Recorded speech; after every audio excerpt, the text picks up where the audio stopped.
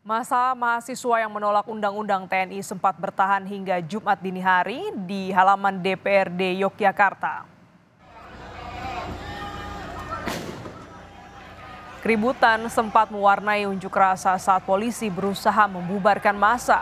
Selain menggelar mimbar bebas, massa juga membuat api unggun dan mendirikan tenda di halaman gedung DPRD.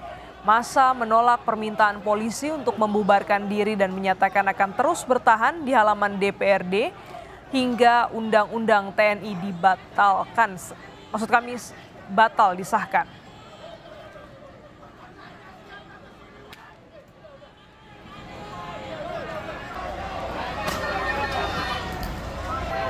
Unjuk rasa mahasiswa menolak pengesahan revisi Undang-Undang TNI terjadi di gedung DPR RI Senayan, Jakarta. Massa menilai proses revisi Undang-Undang TNI tidak transparan.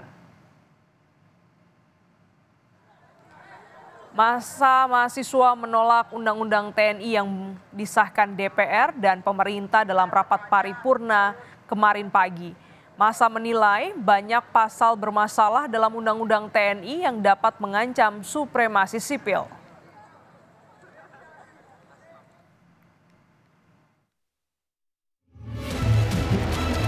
Aksi unjuk rasa menentang pengesahan revisi Undang-Undang TNI terjadi di sejumlah daerah Kamis sore.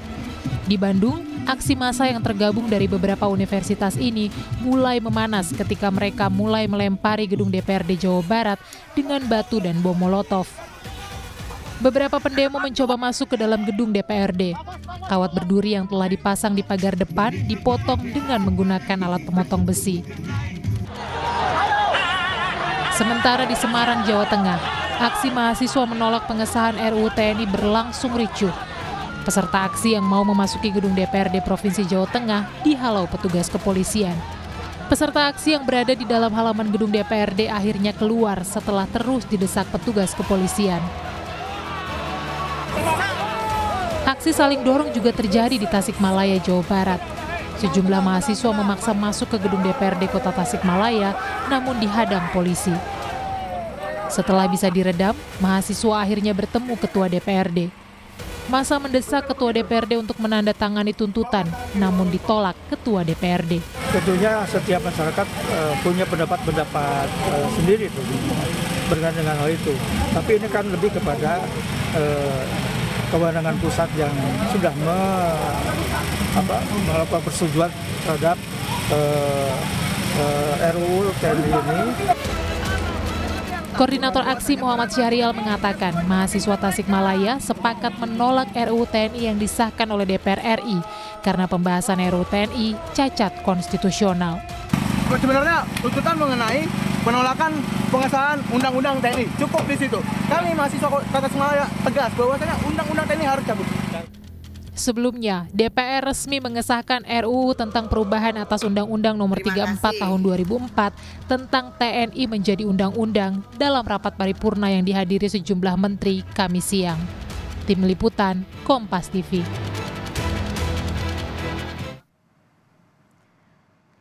Amnesty International Indonesia juga menyoroti pengesahan RUU TNI di DPR pada Kamis pagi. Mereka menilai revisi Undang-Undang TNI yang telah disahkan jadi undang-undang banyak memuat pasal bermasalah dan berpotensi mengancam supremasi sipil.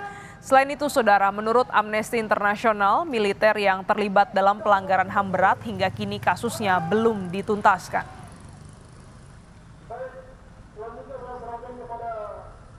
Berbagai pihak sudah menyatakan penolakannya sejak minggu lalu. Masih banyak pasal yang bermasalah di sana, di mana diduga akan mengembalikan militer atau ABRI terhadap jabatan-jabatan aktif di sipil yang diduga akan mengancam supremasi sipil. Dan juga kami menyayangkan proses yang tidak transparan, tidak akuntabel. Sampai sekarang kami masih belum mendapatkan draft resmi hingga ini disahkan.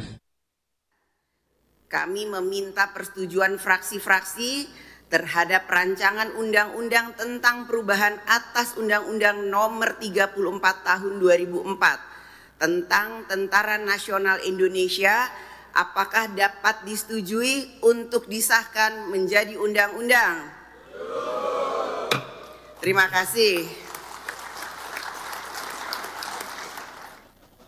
Di tengah polemik, DPR tetap mengesahkan RUU tentang perubahan atas Undang-Undang Nomor 34 Tahun 2004 tentang TNI menjadi undang-undang dalam rapat paripurna.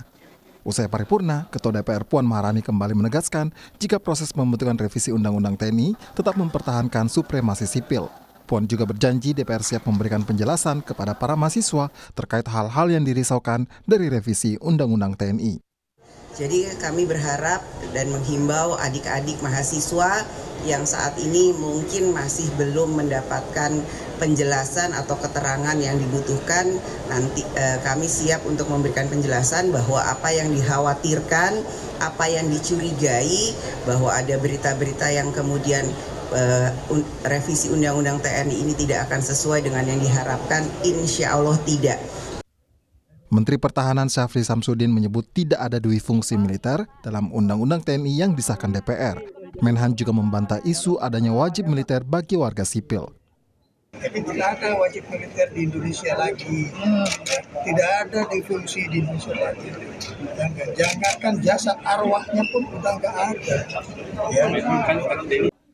Sehari jelang disahkan, dalam rapat paripurna, DPR belum juga mengunggah draft RUU TNI di website dpr.go.id. Padahal DPR dan pemerintah mengeklaim draft yang beredar di medsos berbeda dengan yang dibahas di Komisi 1 DPR. Sampai barusan saya masih berdebat sama teman, jadi mana nih yang draft terakhir. Sampai sekarang juga nggak jelas draftnya. Nggak jelas, karena kami dapat dari WhatsApp, barangkali Mas Budiman juga begitu. Harusnya itu kan ada di website DPR, yang normalnya kan harusnya begitu.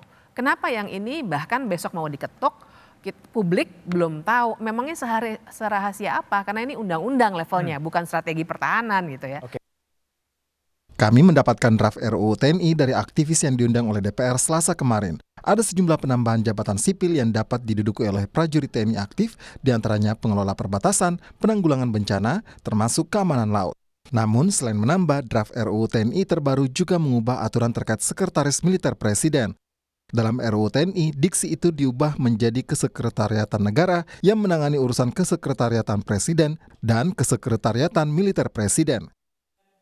Sebelum disahkan, RUU TNI juga mendapat penolakan dari koalisi masyarakat sipil termasuk akademisi. RUU TNI dinilai minim transparansi dan berpotensi merusak tatanan supremasi sipil. Tim Liputan, Kompas TV. Ketua DPR RI Puan Maharani menegaskan prajurit TNI aktif tetap dilarang untuk berbisnis dan menjadi anggota partai politik pasca disahkannya revisi Undang-Undang TNI. Ditemui di Kompleks Parlemen, Puan meminta agar masyarakat tidak berprasangka buruk sebelum membaca revisi Undang-Undang TNI yang baru saja disahkan dalam rapat paripurna pada Kamis siang. Selain itu, Puan juga menegaskan prajurit TNI yang duduk di jabatan sipil dan tidak termasuk dalam 14 kementerian dan lembaga yang diperbolehkan harus mengundurkan diri.